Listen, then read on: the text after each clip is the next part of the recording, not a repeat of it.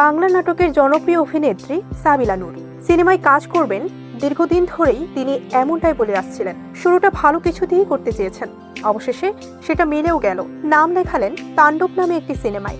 রায়হান রাফি পরিচালিত এই সিনেমায় জানা গেছে অ্যাকশন করানোর এই সিনেমাটি কোরবানির ঈদে মুক্তির লক্ষ্যে নির্মিত হচ্ছে। সিনেমার গল্প আবর্তিত হয়েছে শাকিবকে নিয়েই। সেখানেই একজন গ্রামীণ তরুণীর ভূমিকায় দেখা মিলবে সাবিলার। যদিও সাবিলা এখনো এ বিষয়ে কোনো কথাই বলেননি। সম্প্রতি শুটিংয়ের কিছু ভিডিও ও স্থির চিত্র সামাজিক মাধ্যমে ছড়িয়ে পড়লে সেখানে শাকিব সাবিলাকে একসঙ্গেও দেখা যায়। সিনেমা শুরু করলেন ঠিকই, কিন্তু কতটা ভালো হয়েছে তার এই সিদ্ধান্ত এটি জানতে আরও অপেক্ষা করতে হবে। কারণ শাকিব খান বর্তমানে একজন ঈদ কেন্দ্রিক নায়ক। গত কয়েক বছর ধরেই তার সিনেমাগুলো নিয়ে আলোচনার পাশাপাশি সমালোচনায় বেশি হচ্ছে। এছাড়াও উঠছে নকলের অভিযোগ। এখন কথা হচ্ছে তাণ্ডব কেমন সিনেমা হতে যাচ্ছে সেটি এখনই বোঝা যাচ্ছে না। আপাতত টিজার ট্রেলার পর্যন্ত দর্শকদের অপেক্ষা করতে হবে।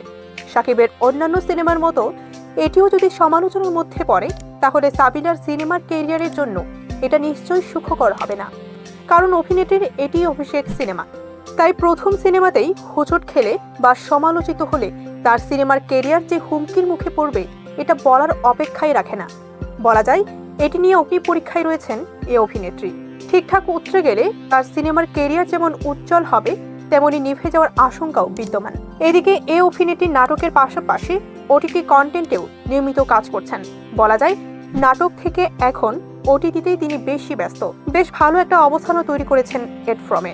সেদিক থেকে তার অভিনয় দক্ষতা ও জনপ্রিয়তা বেশ ভালোই রয়েছে। কিন্তু বড় পর্দায় তার এই জনপ্রিয়তা ও দক্ষতা এই অভিনেত্রীকে কতটা সাপোর্ট দিবে সেটিও দেখার বিষয়। ডেস্ক রিপোর্ট, খবরের দেশ।